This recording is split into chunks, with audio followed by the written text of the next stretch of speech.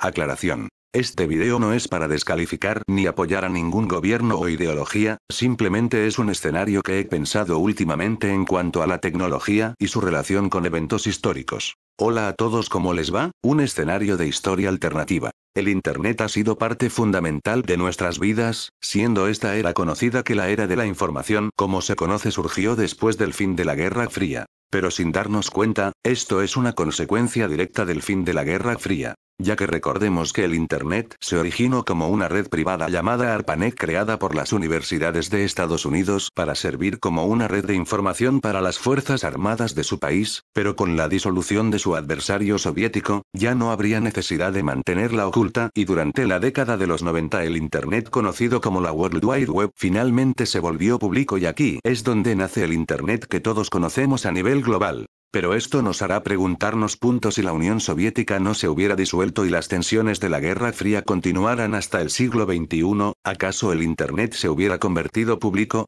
En mi opinión, no creo que el Pentágono hubiera hecho público en un mundo donde su potencia rival seguiría existiendo por el miedo que la puedan utilizar en su contra. El ARPANET continuaría siendo privada por el resto de los 90s en este escenario, aunque la Guerra Fría haya desescalado, esto no significa que el Pentágono quiera hacerlo público, en caso que las tensiones vuelvan a escalar. Pero esto sería básicamente nuestra realidad, solo que más atrasada en cuanto a ciertas tecnologías, siendo un escenario más o menos aburrido. Para hacer este escenario encajar más con la temática de la Guerra Fría, haré un cambio. Por su parte, el bloque soviético hubiera creado su propio equivalente al Internet para, además de ayudar a las fuerzas soviéticas a comunicarse, impedir que la cultura occidental penetre en su sociedad, algo que es factible sabiendo que en el bloque comunista se tenía el proyecto OGAS, un ARPANET soviético, y el proyecto Kibersin del Chile de Salvador Allende, que consistía en hacer cálculos para ayudar al gobierno a manejar la economía, pero el proyecto pudo haber sido transferido a la Unión Soviética, después del golpe, logrando su desarrollo y convirtiéndose en el equivalente comunista al ARPANET.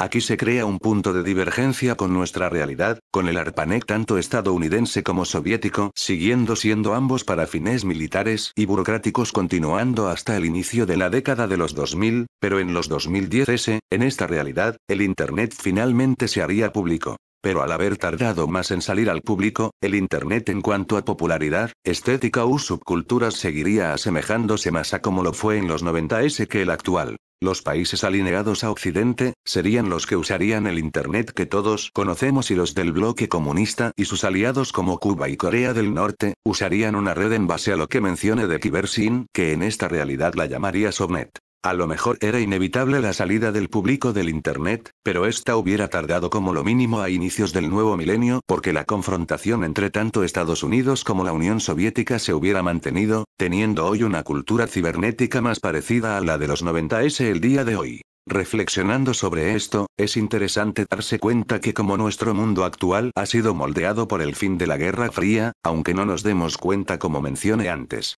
Lo mismo pasa con la carrera espacial y como mucha tecnología utilizada ahí llegó a nuestras vidas cotidianas. Así que en resumen, se puede concluir que las redes sociales como conocemos existen más o menos gracias al fin de la Guerra Fría. De no haber colapsado la URSS, es probable que el Internet seguiría siendo privado, pero eventualmente se hubiera vuelto público, pero no hasta el nuevo milenio en la década de los 2010 como me imagino, creando así una sociedad diferente a la actual.